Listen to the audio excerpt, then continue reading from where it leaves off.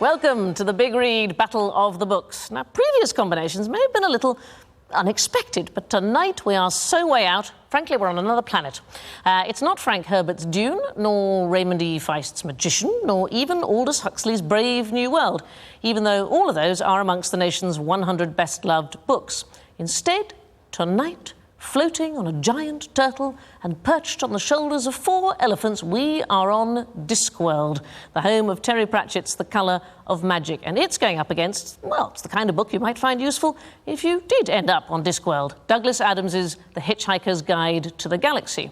And our jury this week, deciding which book they'd rather read, comes from Otterker's Bookshop in Eastbourne, led by Al Stray. Now, our 2 space cadets advocating these books are, as ever, John Walsh and Ian McMillan. So how's it going to work, Ian? Have you got your thumb out for a bit of an interstellar lift? No, it's just the way my trousers hang. In fact, Aye, thank you. I'm bathed in the colour of magic, which, as anybody knows, is octarine. Ooh, which must mean, John, you're hitching for a ride. I don't know if you're going to get it in that jacket. That would be the only thing. It's charming. Straight from Henley on the way to Alpha Centauri. Right, now, if you are feeling at this point that you need to refresh your memory about these 2 books, don't panic. We are just about to give you a very quick synopsis, and you can get even more information on your screen right now. Just press the red button if you have such a thing. Obviously, you'll need a remote control as well. And then you'll get a whole bunch of digital stuff. In the meantime, John, off you go. Ladies and gentlemen of the jury, what a treat you have in store today. Long before the internet was invented, long before we talked of cyberspace, long before anybody dreamt up the information superhighway, Douglas Adams was travelling up and down on it, and he came back with the funniest, cleverest combination of science fiction, cosmology, quantum mechanics, and the importance of knowing where your towel is. He invented a world where spaceships are powered by improbability, where android robots suffer from depression, and the answer to the life, the universe, and everything is unexpectedly 42. You meet wonderful characters with fantastic names like Excentrina Galumbitz, the triple-breasted whore of Eroticon 6, who said of Zaphod Beeblebrox, the commander of this wonderful spaceship, that he was the best bang since the big one. And my favourite compliments, I think, unfortunately, is never directed at me. This is a surreal, wholly original, intellectually bracing, and quite mad book. It's like no other book except those that came after it, like the complete works of Terry Pratchett. This is the original. Choose it, and as it says on the cover of The Hitchhiker, don't panic. Oh, now, Ian, I think he set you up there. But actually, he knows nothing because the internet was invented in 1943, wasn't it, by the American Army? Well, there you go. There you go. That's just a fact. It was. So it was not invented by an Englishman in the 1970s. 1943. Ladies and gentlemen, I travel a lot by public transport because I can't drive. I'm often on the train, the bus, the trolleybus, the tram, or indeed the rickshaw. And when I'm on those trains, buses, trams and rickshaws, I see people reading Terry Pratchett books. And I see them laughing.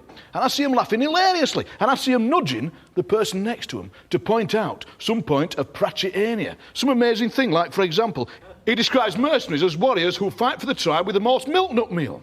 One year, Terry Pratchett sold 1% of all the fiction sold in Britain. There's 4 more books on the big read. Guards, Mort, Good Omens and Night Watch. And it's because he's created a world that, unlike The Hitchhiker's Guide to the Galaxy always strikes me as a kind of post-colonial thing, where brave people from Earth are going out to visit people in the dark beyond. Whereas, in fact, with Terry Pratchett, he's created a world that is actually complete of itself, and we don't have to go outside to look at it. So I commend to you the world of Terry Pratchett. And the internet was invented in 1943 in America. Just thought I'd point that out. Thank you very much, Mr. McMillan. Now then, I think perhaps we should have 1 or 2 salient facts about The Hitchhiker's Guide to the Galaxy. Douglas Adams was a product of the Cambridge Footlights Comedy Factory. The Hitchhiker's Guide to the Galaxy began life as a radio series on BBC Radio 4 in 1978. It describes the adventures of an ordinary Englishman who narrowly avoids getting vaporized when the Earth is destroyed to make room for a hyperspace bypass. It went on to spawn 4 sequels and numerous adaptations.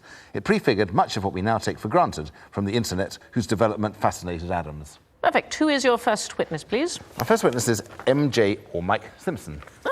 M.J. Simpson is Douglas Adams' biographer, and I think that probably helps out the fact that he's the world's leading Douglas Adams expert.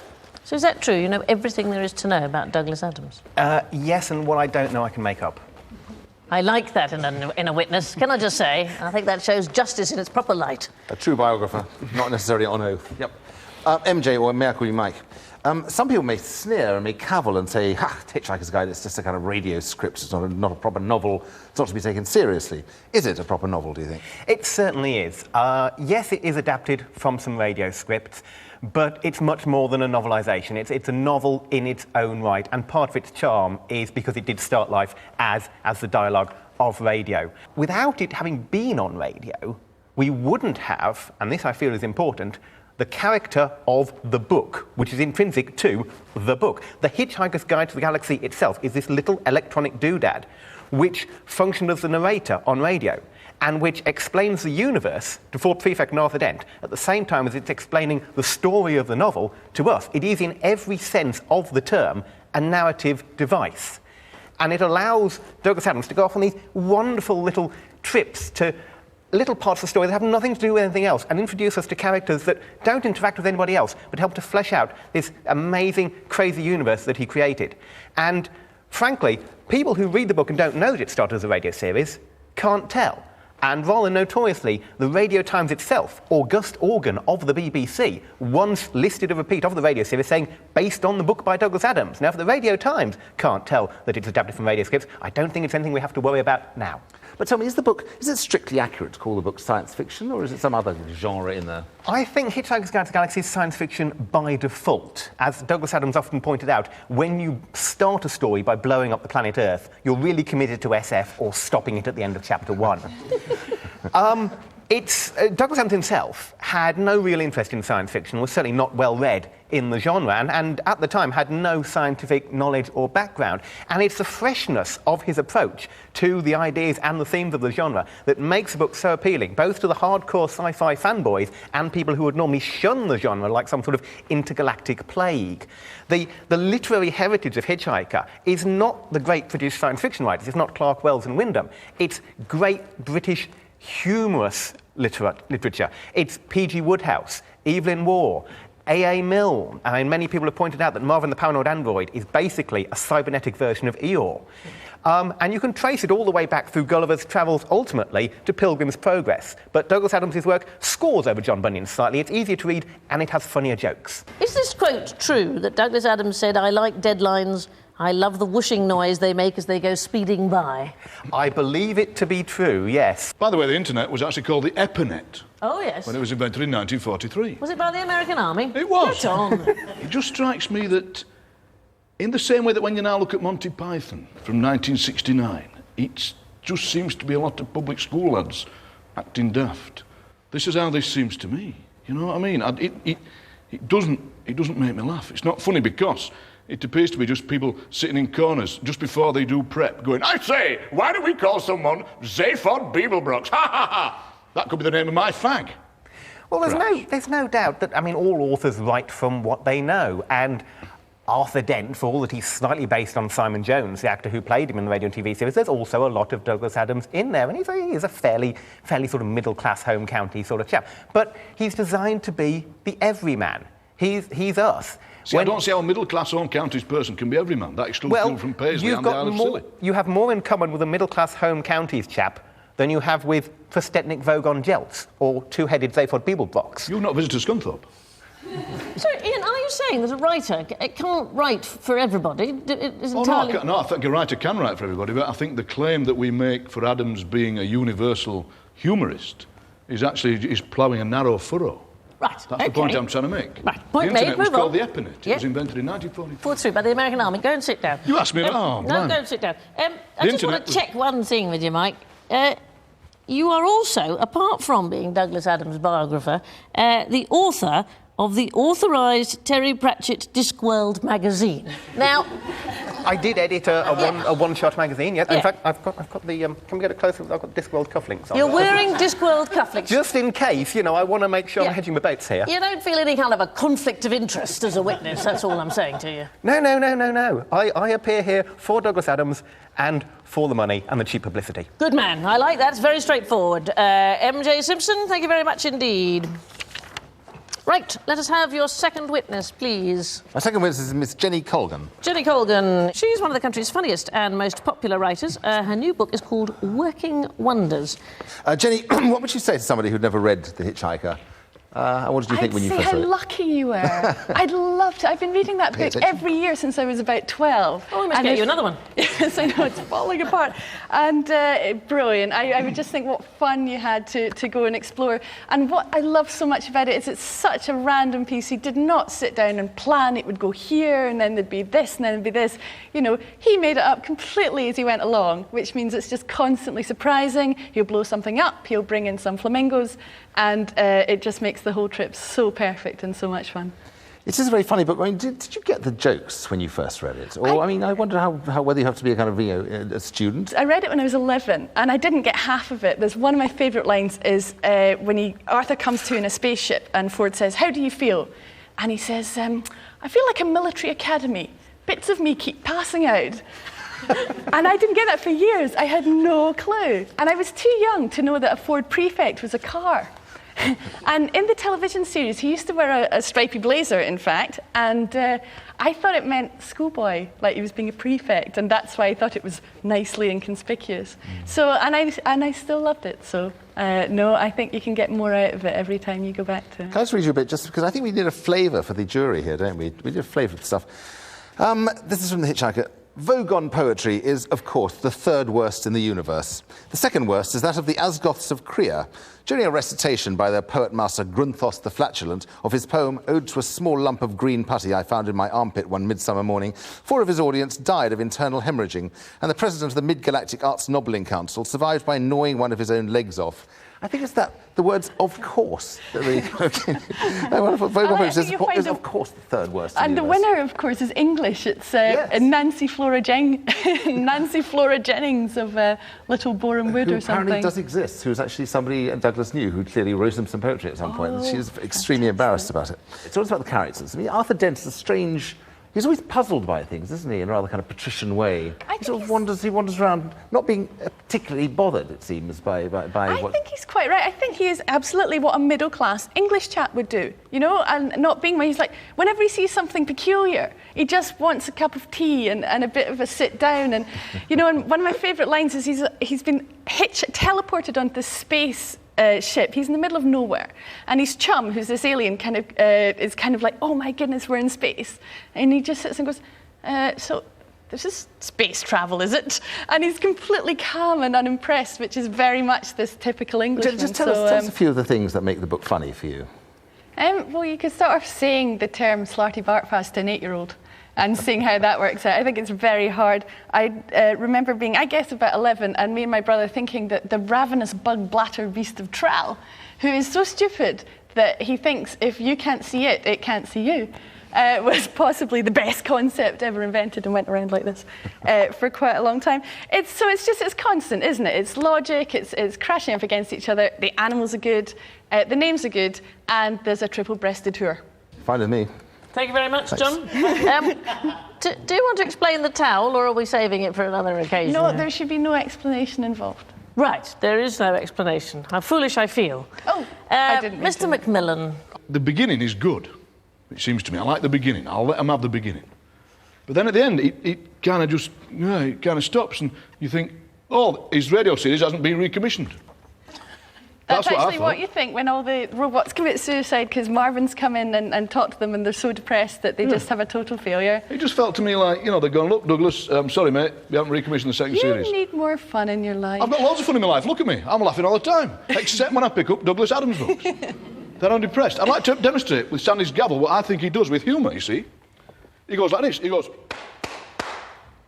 And you're defending Pratchett for not doing that? No, Pratchett, blimey, he's subtle. Oh, he really is. Any joke you can Pratchett's find middle under name the is subtle. page. Terry Subtle Pratchett. I'm going to reveal that later on. Yeah, most people don't think he's subtle, but he is. Any stupid geek boy gag you can think of crammed into. Not at all, no. Can I just say, this is bizarre, because I haven't read the book, right, and I always thought it was like a boy's book, and here's a girl saying it's a fantastic book, and here's a boy saying it doesn't make him laugh. I think that's wonderful. Ian, thank you very much, and Jenny, thank you very much for your contribution. I think it's time that we give Mr. Pratchett, Terry Subtle Pratchett, a chance. So let's have a few facts from Ian from The Colour of Magic. The Colour of Magic is the first in Terry Pratchett's Discworld fantasy series, which has since gone on to become one of the most successful franchises in British publishing. In it, Discworld's first tourist, Twoflower, together with his luggage, which runs after him on its own legs, visits the grotty city of Ankh-Morpork and leaves a train of unintentional chaos in his wake, involving dragons, the edge of the world, and Hrun the barbarian. Hrun? Hrun. It's difficult to say if you've got a cold. First witness, Sarah Leffernew. Now, Sarah, she's an author and a biographer and a science fiction commentator, and she very recently started as the new director of the Bath Literary Festival. That's fab, Sarah. I did the Bath Literary Festival and I had a wonderful time. It's one of the best ones. I heard that it was great. Yeah, no, we had a I didn't see it. And I was invited into the mayor's parlour, and there was a very nice young woman in there, and she said, "Would you like a sandwich?" I said, "We better eat them quick before the mayor gets here." Anyway, she was the mayor, so it was a bit distressing. So let's talk about Terry Pratchett, because people dismiss him as a kind of daft fantasy writer. And people actually say he writes books full of boys' jokes. But in fact, that's not true, is it? He's got a great depth, a great subtlety. Well, I think that what is completely brilliant about Terry Pratchett is the way that he absolutely loves storytelling. I mean, his books are just full of story after story after story. And he takes things like creation myths and death myths. He takes dragon stories and then he plays around with them all and he retells them. So in the Colour of Magic, there's dragons in the Colour of Magic. There aren't always dragons on this world, but in this one there are. And they inhabit the realm of the imagination. And so what we have is Twoflower the tourist on a dragon's back with Rincewind the wizard, and then for some reason Twoflower becomes unconscious, and because the dragons inhabit the realm of the imagination, there's nobody conscious to imagine them. So suddenly, whoosh, dragon vanishes, and Twoflower and Rincewind tumble to the earth. So he's constantly taking ancient stories and playing around with them. I think you've said or written that there's a bit of human frailty here as well. Twoflower, people see there's a kind of Candide quality there, isn't there?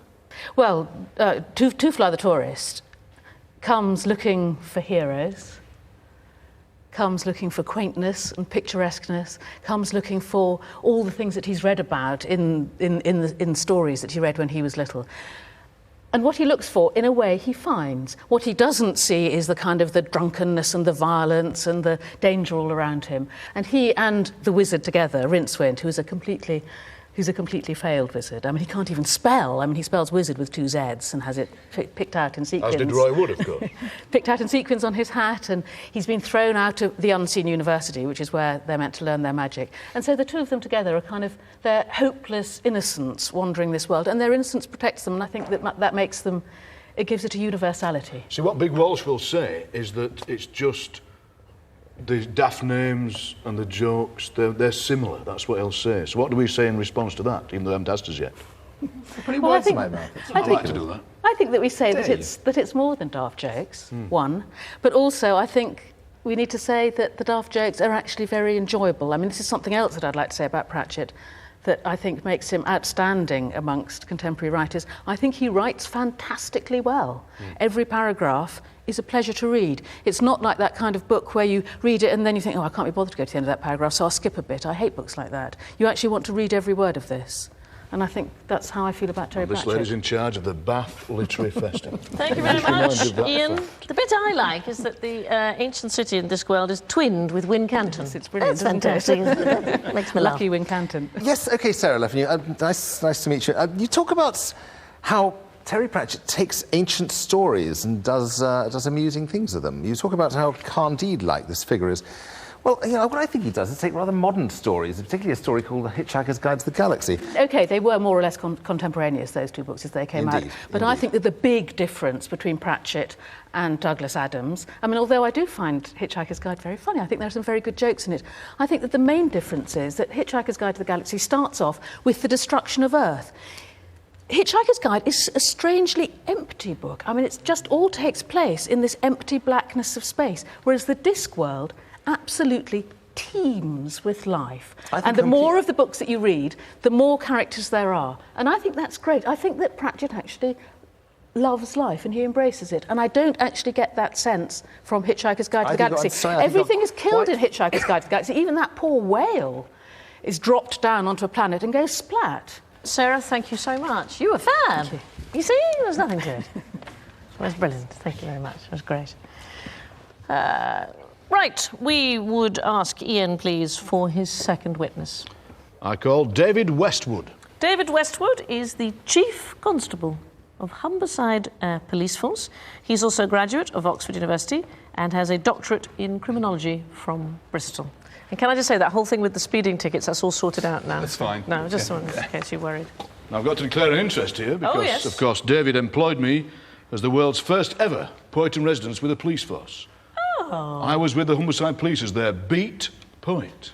Could you get on, Sorry. please? Tell me about your relationship with Terry Pratchett and how it began, David. Well, my boys always wanted Terry Pratchett books for Christmas. Then there they were, just roaring about and laughing. I thought this is just boys' stuff. But they were laughing, and they were now aged 19 and 20. And I thought they're taking a little while to grow up. And my son said to me, just read this one, and took from the shelf Guards, Guards. And that's about the police force of Ankh-Morpork. And it was written brilliantly. The level at which I was reading it was that I was now seeing, he was describing the criminal world that I inhabited, the people that I saw, the things that people did, and it was wonderful. And I read every book off his shelf. We know it's a funny book, but I think what we're trying to convince people about is that we're going to go further than that and say that the world that Pratchett inhabits, that's also our world, that's what makes it real. It's a real world. That's the point. I'm not into fiction, that is science fiction, where you make all things up and things inhabit a world separate. And that's what I thought it was, until I read it, when actually I realised he's talking now about us. And all the way through, every page you can find allusions to things either in the world, films, books, plays, people, events, history, and he just uses a single word. And then when you read that word, you understand why he's created the situation that he has. There's a wonderful situation where Rincewind gets on a dragon, and the person on the dragon says, "Would you like a boiled sweet?" And he says, "Why?" He says, "I don't know, it's customary." And immediately, now a kid will not understand that, but that's just one little, and the pages are packed with it. And this is why you just hold your stomach and you roar. What about the Big Bang gag? This is fantastic. The cosmology. Well, the turtle swims through space, and some people think that the turtle swims at this steady rate for all of its life, comes from nowhere, goes to nowhere. And that's the steady gate theory. Others think that the turtle started off at a time of spawning, and then at some time in the future will all come together for a frenzy of mating. And that's the Big Bang theory. See, most people know the Big Bang theory, but it takes a proper cosmologist or a chief constable to know the steady gate theory. Thank you very much, Ian. John, you're a witness. Half of this book is a lot of wandering around in Dragonlands, making little jokes like, "You just took a munch out of that wizard." "Why, yes, but I couldn't eat a whole one." And this rather kind of elderly bits of humour. What has this stuff got to do with real life? Sorry, I think that's quite funny. I'm up against juveniles here. That's the best joke I've ever heard. A bunch of 12-year-olds. Sorry. But it's not in the book. What is a serious man like you, a serious, sensible, moral figure like you, doing in being taken in by this farrago of nonsense? Or perhaps you haven't read enough of it. The fact of the matter is, if you read it and you pick up these all the way through it, just a single word, he puts the word boldly in one place and splits an infinitive. And at the moment he puts it in, you know what he's talking about. He has a sword, a magic sword, that wants to be a ploughshare. Now, how many people know where that comes from?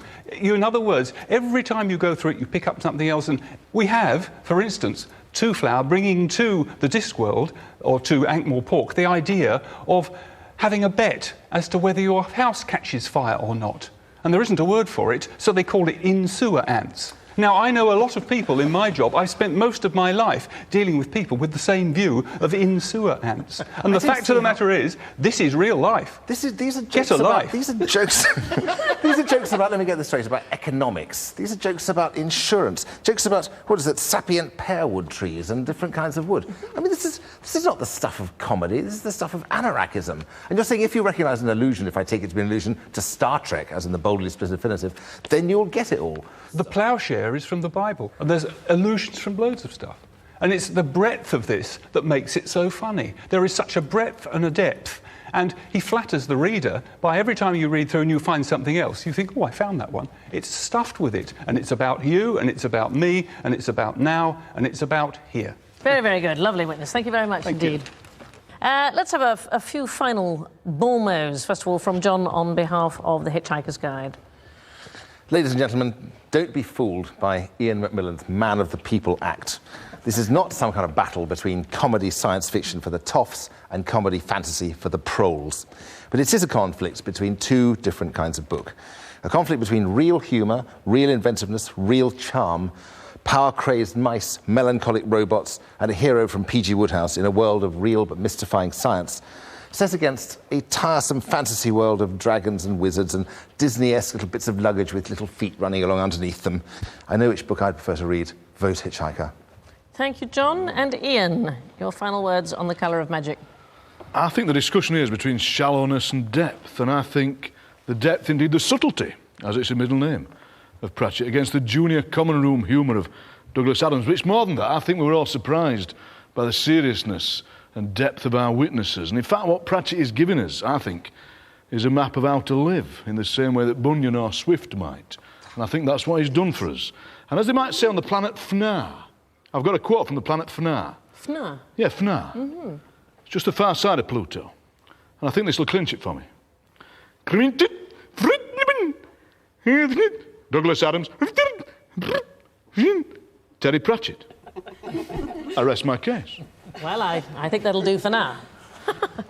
Anyway, that's it. That's all we are going to talk at you. I think it's an almost impossible decision that you've got to come to here, and I'm also slightly worried about the sanity of my two advocates for today.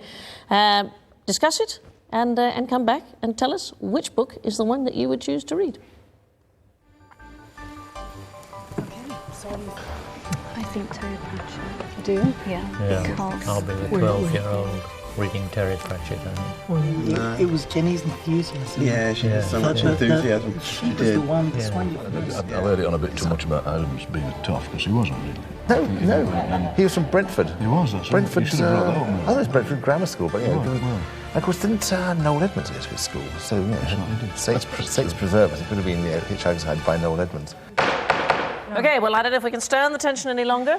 Will you please show me your cards? And vote now.